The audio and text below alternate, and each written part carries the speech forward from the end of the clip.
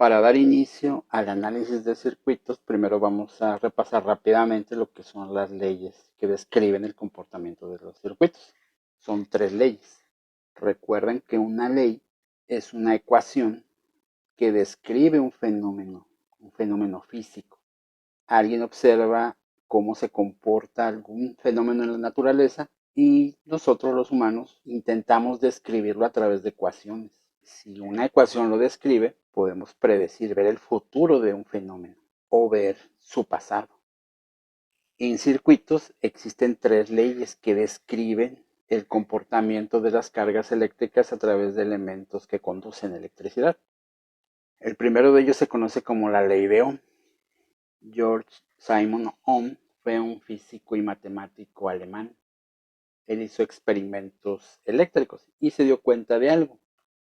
Observó que en un componente, un conductor, de hecho en cables que conducían electricidad, agregaba o colocaba un voltaje, una diferencia de potencial o tensión. Colocaba un voltaje y aparecía una corriente. Medía el voltaje, medía la corriente y se dio cuenta de esto, que el voltaje siempre era directamente proporcional a la corriente. Si subía el voltaje, la tensión, subía de manera proporcional a la corriente. Siempre había una proporcionalidad. Y entonces denotó que había una constante de esa proporcionalidad a la que le llamó resistencia. Entonces, él mismo inventó el término. Indicó que cada elemento que conducía electricidad tenía algo intrínseco a él, al que le llamó resistencia.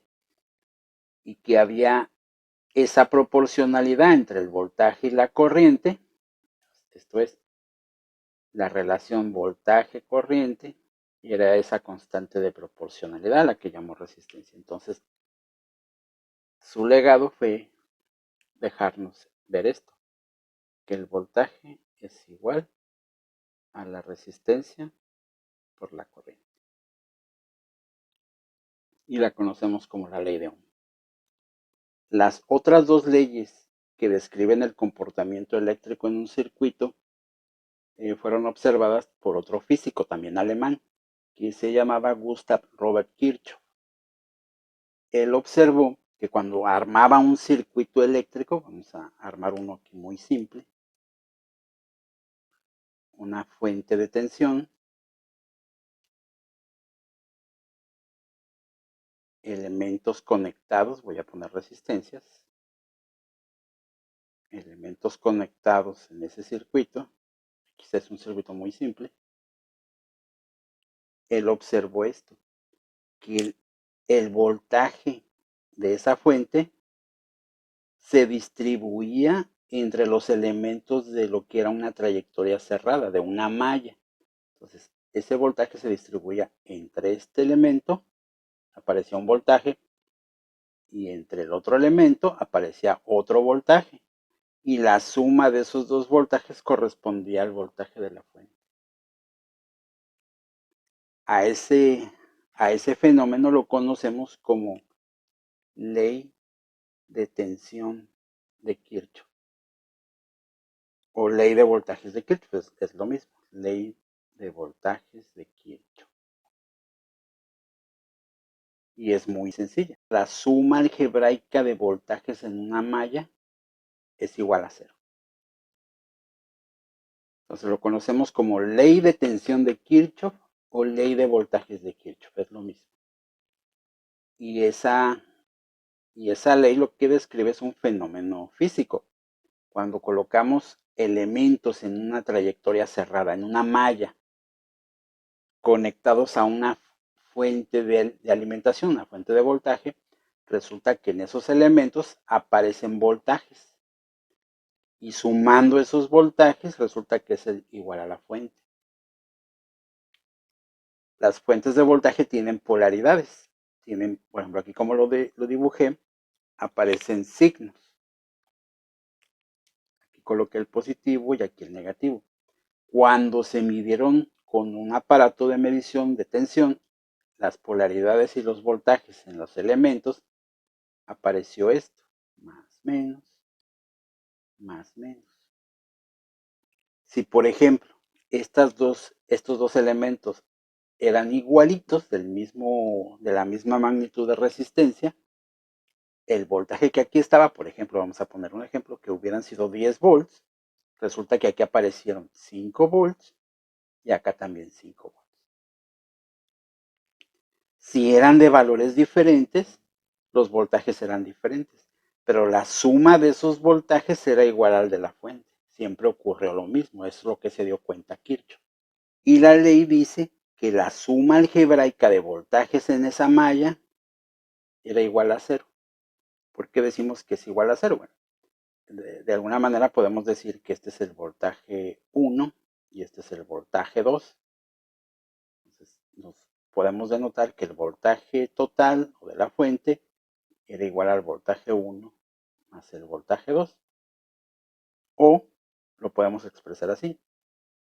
Si están sumando, los ponemos de este lado restando. Y el resultado debe de ser igual a cero. Entonces, esa ley regularmente se expresa de esta manera. La suma algebraica de voltajes en una trayectoria cerrada o una malla es igual a cero. Esa es la ley de voltajes de Kirchhoff. Y vean que los signos, como se dio cuenta Kirchhoff, tenían todo que ver. Si seguimos la trayectoria en esta dirección, en el sentido de las manecillas del reloj, veremos que este es menos más, y este es más menos, y este es más menos.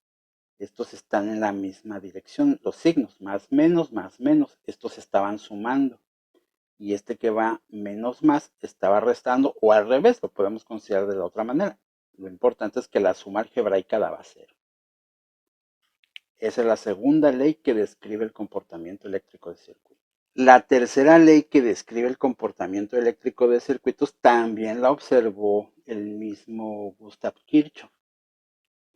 A esa ley se le denota ley de corrientes de Kirchhoff, o también LCK, ley de corrientes de Kirchhoff, o ley de intensidad de Kirchhoff. Él notó, ahora no en una trayectoria cerrada, sino en un circuito así. Él colocó una fuente de voltaje, elementos conectados de otra manera, por ejemplo así.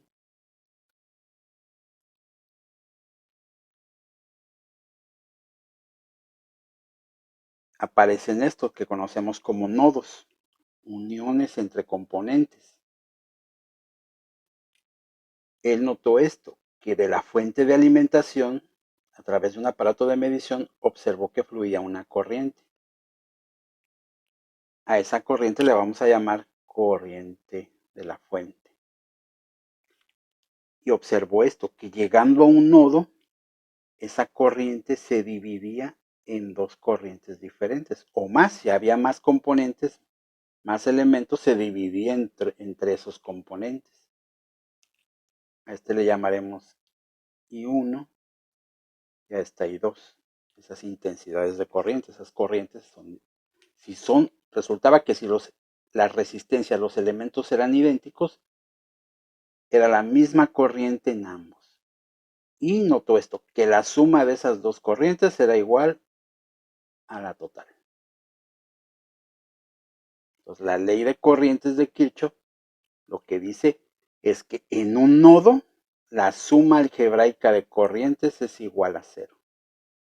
Esto es, en un nodo, acá era en una malla, ahora es en un nodo, la corriente de la fuente o la corriente que ingresa al nodo era igual a las corrientes que salían del nodo.